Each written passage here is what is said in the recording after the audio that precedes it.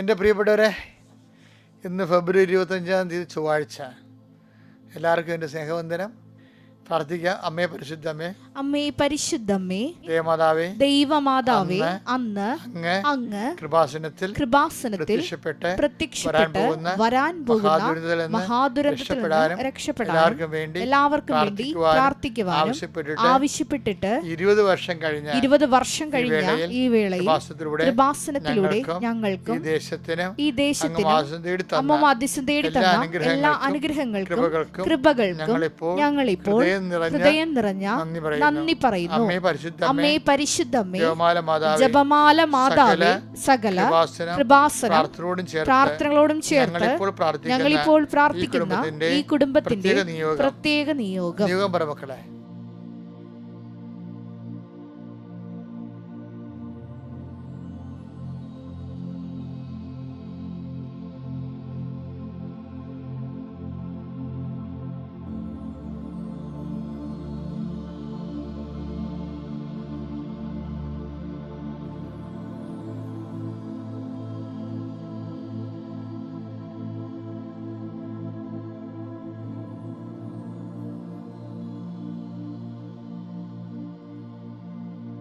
അമ്മയുടെ പ്രത്യക്ഷീകരണത്തിന്റെ ഈ ദ്വാദശക വേളയിൽ ഞങ്ങൾക്ക് സാധിച്ചു തരുവാൻ കനിയണമേ.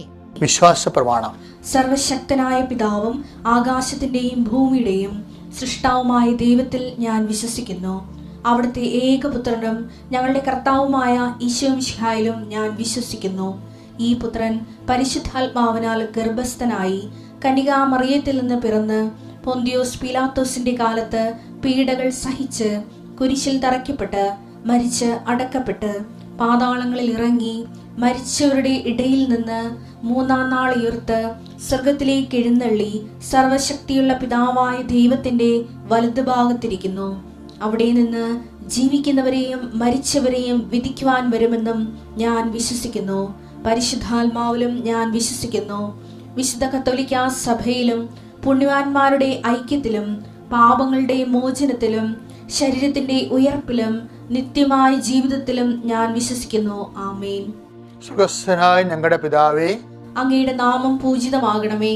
അങ്ങയുടെ രാജ്യം വരണമേ. അങ്ങയുടെ തിരുമനസ് സ്വർഗത്തിലെ പോലെ ഭൂമിയിലും ആകണമേ. അന്നു വേണ്ടുന്ന ആഹാരം ഇന്ന് ഞങ്ങൾക്ക് തരണമേ. ഞങ്ങളോട് തെറ്റ് ചെയ്യുന്നവരോട് ഞങ്ങൾ ക്ഷമിക്കുന്നത് പോലെ ഞങ്ങളുടെ തെറ്റുകൾ ഞങ്ങളോടും ക്ഷമിക്കണമേ. ഞങ്ങളെ പ്രലോഭനത്തിൽ ഉൾപ്പെടുത്തരുതേ, തിന്മയിൽ ഞങ്ങൾ രക്ഷിക്കണമേ. ആമേൻ. നന്മ നിറഞ്ഞ മറിയമേ, സ്വസ്തി. കർത്താവ് അങ്ങയുടെ കൂടെ സ്ത്രീകളിൽ അങ്ങ് അനുഗ്രഹിക്കപ്പെട്ടവളാകുന്നു. അങ്ങയുടെ ഉദരത്തിൻ ഫലമായി ഈശോ അനുഗ്രഹിക്കപ്പെട്ടവനാകുന്നു. പരിശുദ്ധ മറിയമേ, തമ്പുരാന്റെ അമ്മേ, പാപികളായ ഞങ്ങൾക്ക് വേണ്ടി ഇപ്പോഴും ഞങ്ങളുടെ മരണസമയത്തും തമ്പുരാനോട് അപേക്ഷിക്കണമേ. ആമേൻ. എൻ്റെ പ്രിയപ്പെട്ട, നമുക്ക് കർത്താവിൻ്റെ സന്നിധിയിൽ ഇന്നത്തെ ദിവസത്തെ സമർപ്പിക്കാം. കർത്താവ്, ഫെബ്രുവരി 25 ചൊവ്വാഴ്ച ഇന്നത്തെ ദിവസം അങ്ങ് നൽകിയതിന് നന്ദി പറയുന്നു ഈശോയെ. അങ്ങയുടെ മക്കളെ മുഴുവനായി അങ്ങയുടെ തിരുസന്നിധിയിൽ ഞാൻ സമർപ്പിക്കുന്നു. ഈ പ്രാർത്ഥനയിൽ പങ്കെടുക്കുന്ന കുടുംബങ്ങൾ, ഈ പ്രാർത്ഥനയിൽ പങ്കെടുക്കുന്ന വ്യക്തികൾ, അവരുടെ ഇന്നത്തെ ഏറ്റവും ഭാരപ്പെടുത്തുന്ന വിഷയങ്ങൾ, അവരുടെ യാത്രകൾ, അവിടെ വീട്ടിൽ തന്നെ ഇരുന്ന് ചെയ്യേണ്ട കാര്യങ്ങൾ, വർക്ക് അറ്റ് ഹോമായി ചെയ്യുന്നവർക്കുണ്ടാകുന്ന വിഷയങ്ങൾ, വീട്ടിലെ പല വിഷയങ്ങളും പെൻഡിങ്ങായി കിടക്കുമ്പോൾ പറഞ്ഞു തീർക്കാനുള്ളവരുണ്ടാകും. ചില വിഷയങ്ങൾ പറഞ്ഞാൽ തീരാവുന്നതേ ഉള്ളൂ. പക്ഷെ പറഞ്ഞ പൊട്ടിത്തെറി ഉണ്ടാകുമോ, അത് ഉൾക്കൊള്ളുമോ, എങ്ങനെ ഉൾക്കൊള്ളും എന്നൊക്കെ അറിയാൻ ആശങ്കയോടെ നടന്നിട്ട് ഇത് പൂച്ചക്കാരും മണികെട്ടും എന്നുള്ള രീതിയിൽ ആരെങ്കിലും കൊണ്ട് പറയിപ്പിക്കാൻ പറ്റുമോ എന്നൊക്കെ പുകഞ്ഞുകൊണ്ടിരിക്കുന്ന കുടുംബങ്ങളുണ്ട്. ഈശോയെ, അവരെല്ലാം ഞങ്ങൾ സമർപ്പിച്ച് പ്രാർത്ഥിക്കുകയാണ്. പുകഞ്ഞുകൊണ്ടിരിക്കുന്ന കുടുംബങ്ങൾ, പുകഞ്ഞുകൊണ്ടിരിക്കുന്ന വിഷയങ്ങൾ, കർത്താവ്, ചില സംഭവിക്കാൻ സാധ്യതയുള്ള ചില വിഷയങ്ങൾ സംഭവിച്ചാൽ തകർന്ന് സംഭവിക്കല്ലേ എന്ന് പ്രാർത്ഥിക്കുന്നു. സംഭവിക്കാതിരിക്കാൻ സാധ്യതയില്ല. ഇങ്ങനെ കിടന്ന ഒരു നൂൽക്കമ്പിയെ കൂടി ഇങ്ങനെ പോകുന്ന അവസ്ഥ ഉണ്ട് ഈശോയെ. അങ്ങനെയുള്ള സംഘർഷം കഴിഞ്ഞ് ഉറങ്ങാൻ പറ്റാത്തതുകൊണ്ട് ഈശോയെ, ഇനി എല്ലാപാടും സംഭവിക്കട്ടെ, ചാകണേ ചാകാം, അങ്ങനെ നിരാശയോടെ ജീവിച്ചിരിക്കുന്ന വൈകാരിക മേഖലയിൽ ജീവിക്കുന്നവരുണ്ട് ഈശോയെ. അവരെ മുഴുവനായിട്ട് ഞാൻ ഈ അൾത്താറയിൽ ഇപ്പോഴും പരിശുദ്ധ അമ്മയുടെ മാധ്യസ്ഥ ഈശോയ്ക്ക് സമർപ്പിക്കുന്നു. ഈശോ, ഈ ഒരു മാനസികാവസ്ഥയിൽ ആരൊക്കെ ഉണ്ടോ അവരെയെല്ലാം നീ തുടരണമെന്ന് പ്രാർത്ഥിക്കുന്നു. ഈശോയെ, ഒത്തിരി അബോർഷങ്ങൾ സംഭവിച്ചിട്ട് ഒരു കുഞ്ഞിനെ പോലും കിട്ടാത്ത അമ്മമാർ കണ്ണീരോടെ പ്രാർത്ഥിക്കുന്നുണ്ട് കർത്താവെ. അതുപോലെ തന്നെ ജീവിത മാർഗങ്ങളെല്ലാം മുട്ടിപ്പോയവരുണ്ട്. ജീവിത മാർഗങ്ങൾ മുട്ടിക്കുന്നതിന് വേണ്ടി കേസൊക്കെ കൊടുത്തിരിക്കുന്നവരും, അതിൻ്റെ പേരിൽ കടങ്ങൾ മേടിച്ച് വരുമാന മാർഗ്ഗമില്ലാത്തതുകൊണ്ട് കടം മേടിച്ച് മുടിയുന്നവരുണ്ട്. ഇങ്ങനെ അതുകൊണ്ട് വൈരാഗ്യവും വിദ്വേഷവും പരസ്പരമുള്ള അവനെൻ്റെ കൈ കിട്ടിയ ശരിപ്പെടുത്തുമെന്നുള്ള തിന്മയുടെ ശക്തികളിലെല്ലാം വിട്ട് കുരുങ്ങിപ്പോയവരുണ്ട് ഈശോയെ. അങ്ങനെയുള്ള എല്ലാവരെയും ഞാൻ അങ്ങേക്ക് ഏൽപ്പിക്കുകയാണ്. എൻ്റെ കർത്താവെ, ഇതേ മാനസികാവസ്ഥയിൽ സ്വദേശത്തും വിദേശത്തുള്ള ജയിലുകളിലും വിദേശത്തുള്ള കേസുകളിലും ഒക്കെ പെട്ടിരിക്കുന്ന എല്ലാവരും, നാട്ടിലുള്ള കേസുകൾ, പോലീസ് കേസുകൾ, കോടതി കേസുകൾ, എൻ്റെ കർത്താവിൻ്റെ ഉന്നതമായ നാമത്തിൽ സഭയുടെ അധികാരത്തിൽ കുരിശിൻ്റെ അടയാളത്തിൽ എന്തെല്ലാം വേദന അനുഭവിക്കുന്നുണ്ടോ അതെല്ലാം കർത്താവ് ഏറ്റെടുക്കട്ടെ. പരീക്ഷ എഴുതുന്ന കുഞ്ഞുങ്ങൾ, SLC കുഞ്ഞുങ്ങൾ, അതുപോലെ തന്നെ ബോർഡ് എക്സാം എഴുതുന്ന കുഞ്ഞുങ്ങൾ, മറ്റ് യോഗ്യതാ പരീക്ഷകൾ, മത്സര പരീക്ഷകളൊക്കെ എഴുതുന്ന എല്ലാ മക്കളെയും കർത്താവ് ആശീർവദിക്കട്ടെ. പലവട്ടം പരീക്ഷ എഴുതി പരാജയപ്പെട്ടു. ഇനിയൊരു പരീക്ഷയ്ക്ക് കർത്താവെ എനിക്ക് ഇടവരുത്തല്ലേ, ഞാൻ ഇനി ഒരു IELTS എഴുതി പാസ്സാകാനില്ല, അതിന് ഡേറ്റ് തീരാൻ പോകുന്നു എന്നൊക്കെ വിചാരിച്ച് കണ്ണീരോടെ പ്രാർത്ഥിക്കുന്നവർ, കർത്താവ് അതൊക്കെ മുമ്പ് എനിക്ക് ജോലി കിട്ടാനേ, വിഷ വരാനേ ഇടയാക്കണമേ എന്നൊക്കെ പറഞ്ഞ് പ്രാർത്ഥിക്കുന്ന മക്കളുണ്ട്. ശരി, അവരുടെ എല്ലാം കണ്ണുനീരുകൾ ഞാൻ കർത്താവിന് തിരിച്ച് സമർപ്പിക്കുന്നു. എൻ്റെ കർത്താവിൻ്റെ ഉന്നതമായ നാമത്തിൽ സഭയുടെ അധികാരത്തിൽ ഈശോ, ഞാൻ എന്തെങ്കിലും വിട്ടുപോയിട്ടുണ്ടെങ്കിൽ കർത്താവെ, അച്ഛൻ എൻ്റെ കാര്യം പറഞ്ഞില്ല എന്നോർത്ത് ആരെങ്കിലും വിങ്ങിയെന്നുണ്ടെങ്കിൽ അവരെ കൂടി ഞാൻ ഈ സമയത്ത് അങ്ങോട്ട് തിരിച്ചു വെക്കുന്നു. അവരെ നീ ആശീർവദിക്കുകയും അവർക്ക് സാക്ഷ്യം പറഞ്ഞ് സന്തോഷം തിരിച്ചു വരാൻ ഇടയാകുകയും ചെയ്യട്ടെ. Power and grace. മക്കൾ, നമ്മൾ ഇന്ന് വായിക്കാൻ പോണത് നോൻപിൻ്റെ പശ്ചാത്തലത്തിൽ വേണ്ടത് കേൾക്കാൻ കേട്ടാ. നോൻപ് തുടങ്ങിയിട്ടില്ല, പക്ഷെ നമ്മൾക്കിവിടെ പതുക്കെ നോൻപെന്ന് പറഞ്ഞാൽ എന്താണ്?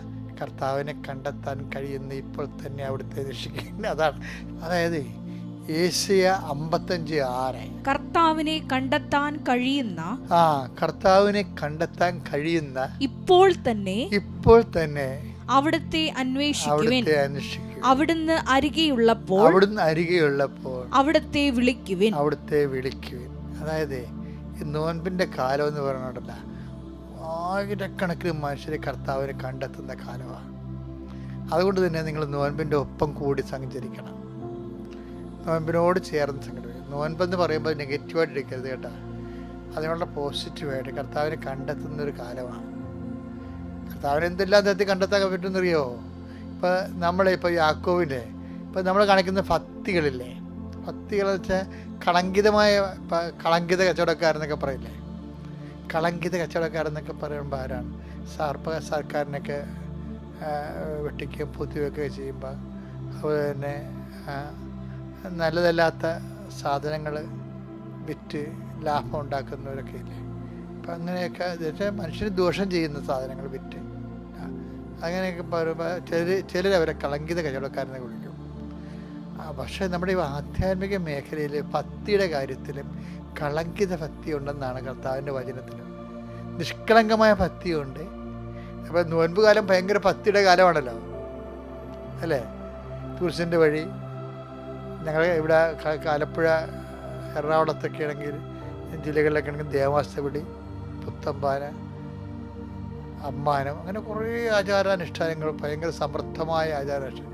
അതെല്ലാം ഭക്തിരസത്തിലൂടെ ജീവിത ആന്തരിക വിശുദ്ധി ഉണ്ടാക്കുന്നതിന് സഹായിക്കുന്നതാണ്. പക്ഷേ ഇങ്ങനെയുള്ള ഭക്തികൾ അതിന് തന്നെ രണ്ടു തരം ഉണ്ടെന്നാണ് യാക്കോബ് പറയുന്നത്. യാക്കോബ് പറയുന്നത് കളങ്കിത ഭക്തിയുണ്ട്, നിഷ്കളങ്ക ഭക്തിയുണ്ടെന്നാണ് പറയുന്നത്. ഇപ്പം നമ്മുടേത് ഒന്ന് ചിന്തിക്കണമല്ലാണ്, നമ്മുടെ ഭക്തി കളങ്കിതമാണ്, അതാ നിഷ്കളങ്കമാണ്. യാക്കോബ് 1:27 വായിച്ചേ. പിതാവായ ദൈവത്തിന്റെ മുൻപിൽ പരിശുദ്ധവും നിഷ്കളങ്കവുമായ ഭക്തി ഇതാണ് അനാഥരുടെയും വിധവകളുടെയും ഞെരുക്കങ്ങളിൽ അവരുടെ സഹായത്തിനെത്തുക. അതാണ് ഭക്തിയാണ്, നിഷ്കളങ്കമായ ഭക്തി. കാര്യം നമുക്കൊന്നും ഇങ്ങോട്ട് കിട്ടത്തില്ല. ദൈവമാണ് അവരെ സന്ധിക്കേണ്ടത്, ദൈവത്തിന്റെ പേരിൽ നമ്മൾ സന്ധിക്കുകയാണ്. അത് അപ്പോഴാണ് ഭക്തിയാകണത്. ദൈവമാണ് അനാഥകളെയും വിധവകളെയും സംരക്ഷിക്കേണ്ടത്. അപ്പം മനുഷ്യൻ എന്ന നിലയിൽ നമ്മളെ സൃഷ്ടിച്ചിരിക്കുകയാണ് അവരെ സന്ധിക്കാൻ വേണ്ടി. അപ്പം ദൈവത്തിൻ്റെ പേരിൽ, ദൈവത്തിന് വേണ്ടിയാണ് നമ്മൾ അവരെ അനാഥരെയും വിധവകളെയും സംരക്ഷിക്കുന്നത്. അത് ദൈവത്തോടുള്ള ഭക്തിയാണ്. അതിനെ വചനം വിളിക്കുന്നത് നിഷ്കളങ്കമായ ഭക്തി എന്നാണ്. ലോകത്തിന്റെ കളങ്കമേൽക്കാതെ ലോകത്തിന്റെ കളങ്കമേൽക്കാതെ തന്നെ തന്നെ കാത്തു സൂക്ഷിക്കുക. തന്നെ തന്നെ കാത്തു സൂക്ഷിക്കുക. അപ്പം കളങ്കിത ഭക്തിയുണ്ട്. കളങ്കിത ഭക്തി എന്ന് വെച്ച് കഴിഞ്ഞാൽ അതിൻ്റെ അകത്ത് 100% നമ്മുടെ ആ ഭക്തിയുടെ ഉദ്ദേശം നമ്മളുടെ ആവശ്യങ്ങളായിരിക്കും. അത് പാലം കയറുവോളും നാരായണ, പാലം കയറി കഴിഞ്ഞ് കൂരായണ എന്നൊക്കെ പറയും. അതുപോലെ തന്നെ അതുപോലെ തന്നെ കളങ്കിത. ഇപ്പോൾ ചില ആൾക്കാരൊക്കെ ചില പള്ളികളൊക്കെ ഉരുള് നേർച്ചയൊക്കെ ഇല്ല. എനിക്ക് ഭയങ്കര ഇഷ്ടമുള്ള നേർച്ചയാണത്. കാര്യം സ്റ്റാറ്റസ് ഡിമിനിഷ് ആക്കുന്ന, എളിമപ്പെടുത്തുന്ന ഒരു സംഭവമാണ്. അപ്പോൾ ആൾക്കാർ ഉരുണ്ടൊക്കെ പോവും. ഇപ്പം ഞാൻ ചിലരൊക്കെ പള്ളിയിലൊക്കെ കൊച്ചനായിട്ട് വർക്ക് ചെയ്യുമ്പോൾ ഞാൻ ചോദിക്കും, എന്തിനാണ് ഇങ്ങനെ ഉരുണ്ട് വന്നത്? ഇപ്പോൾ മാതാവിൻ്റെ സെബസ്ത്യാനോസിൻ്റെ പുണ്യാണ്ട് നേർച്ചയ്ക്ക് ആൾക്കാർ ഉരുണ്ട് വരും. ആ ഇടയിലക്കുറിച്ച് നാനവാതിൽ വരെ ഉരുണ്ട് വരും. അപ്പോൾ ഞാൻ ചോദിക്കും, എന്തിനാണ് ഇങ്ങനെ ഉരുണ്ടത് എന്ന് ചോദിക്കുമ്പോൾ പറയും, പക്ഷേ ഭയങ്കര വയറുവേദനയെന്ന് വെച്ചാൽ അതൊന്ന് മാറാൻ വേണ്ടി ഞാൻ അന്ന് നേർന്നതാണ്. അപ്പം അത് മാറി, കറക്റ്റ് മാറിയത്. പക്ഷേ എന്താ സംഭവം, അവരുടെ ആ ഒരു രോഗത്തിൻ്റെ സൗഖ്യത്തിന് വേണ്ടിയാണ് ഇത്രയും പങ്കപ്പാട് അനുഭവിച്ചത്. അപ്പം അതിനകത്ത് ദൈവത്തിനല്ല ദൈവത്തിന് പ്രാധാന്യം ഉണ്ടെങ്കിലും അവരുടെ ഒരു ആവശ്യം കൂടി അതിനകത്ത് ഉണ്ട്. അപ്പം അങ്ങനെ അവരുടെ ആവശ്യമുള്ളത് ഉണ്ടായിക്കഴിഞ്ഞാൽ പിന്നീട് അവരുടെ ജീവിതത്തിൽ ദൈവികമായ ജീവിത സുവിശേഷത്തിൻ്റെ ചൈതന്യമൊന്നും ഇല്ലെന്നുണ്ടെങ്കിൽ ഈ ഭക്തി കളങ്കിത ഭക്തിയാവും. അതൊരു സീരിയസാണ്, സൂക്ഷിക്കണം. ഇപ്പം അതായത് ഞാനൊരു സ്ഥലത്ത് വികാരിയായിട്ടിരിക്കുകയും, വികാരിയല്ല കൊച്ചച്ഛനായിട്ടിരിക്കുകയും, അപ്പം കുരിശിൻ്റെ വഴി നടത്തുകയും, വീട് വീടാൻ തോറും കുരിശിൻ്റെ വഴി പോകുമ്പോൾ എൻ്റെ കൂടെ ഉണ്ടായിരുന്ന ചേട്ടത്തിയാണ്. അവരെ 12ാം സ്ഥലത്ത് കണ്ടില്ല, പക്ഷെ 13ാം സ്ഥലത്ത് കണ്ട്. അവിടെ അവരുടെ വീട് വേറെ എവിടെയൊക്കെയാണ് എനിക്കറിയാം. പക്ഷേ ഈ 12ാം സ്ഥലത്ത് ഞാൻ ചോദിച്ചു, എൻ്റെ സ്വഭാവം അന്ന് അങ്ങനെ ഇരുന്ന്. ഇന്നിപ്പോൾ ഞാൻ അങ്ങനെ ആൾക്കാരെ അനുസരിക്കത്തില്ല. ഞാൻ ചോദിച്ചാൽ, ചേച്ചി 12ാം സ്ഥലത്ത് കണ്ടില്ലല്ലോ, എവിടെ പോയെന്ന് ചോദിച്ചു. അവർ പിന്നെ 14ാം സ്ഥലത്ത് 13ാം സ്ഥലത്തൊക്കെ വന്നത്. അപ്പം അന്ന് ഈ ആൾക്കാർ കുറവായാണ്, ആൾക്കാർ നോക്കി അങ്ങനെയൊക്കെ ഇടവേലൊക്കെ അങ്ങനെയല്ലേ കൊണ്ടുപോകാൻ പറ്റുന്നത്, എന്നാലല്ലേ ശ്രദ്ധ ഉണ്ടാകത്തുള്ളൂ. അപ്പം ഞാൻ ചോദിക്കുമ്പോൾ അതൊന്നും മിണ്ടില്ല അവർ. പിന്നീട് എൻ്റെ കൂടെ നിന്ന് പ്രവർത്തകർ പറഞ്ഞ് അവരുടെ വൈരാഗ്യ വഴക്കാണെന്ന് പറഞ്ഞു. കാര്യം ഈ 12ാം സ്ഥലത്തുള്ള വീട്ടിൽ അവർ കയറത്തില്ല, അവരുമായിട്ട് വഴക്കാണ്. അതുകൊണ്ട് 13ാം സ്ഥലത്ത് നിന്ന് ഇവർ ഉണ്ടയിട്ട് 14ാം സ്ഥലത്ത് വരും. ഭക്തി ഇങ്ങനെ നടന്നുകൊണ്ടിരിക്കും. ഇതിന് കളങ്കിത ഭക്തി എന്ന് പറയും. നോൻപ് കാലത്ത് ഇങ്ങനെയുള്ള അഭ്യാസങ്ങൾ ഉണ്ടാകാതിരിക്കാൻ ആദ്യം പറഞ്ഞ പോലെ അനാഥരെയും വിധവകളുടെയും കർത്താവിന് വേണ്ടി അവർക്ക് നമ്മുടെ ഒരു കെയർ കൊടുക്കാൻ വേണ്ടി കർത്താവിൻ്റെ നാമത്തിൽ കർത്താവ് ചെയ്യേണ്ട ജോലി കർത്താവിന് വേണ്ടി നമ്മൾ ചെയ്യുമ്പോൾ അത് കർത്താവിനുള്ള ഭക്തിയായിട്ടും നിഷ്കളങ്ക ഭക്തിയായിട്ട് ദൈവം സ്വീകരിക്കാനിട. അങ്ങനെയാണ് നമ്മൾ ആത്മാവിൽ അവിടുത്തെ കണ്ടെത്താൻ കഴിയുന്നത്. ഇപ്പോൾ തന്നെ അവിടുത്തെ അന്വേഷിക്കാൻ പറഞ്ഞില്ലേ, ഇങ്ങനെയാണ്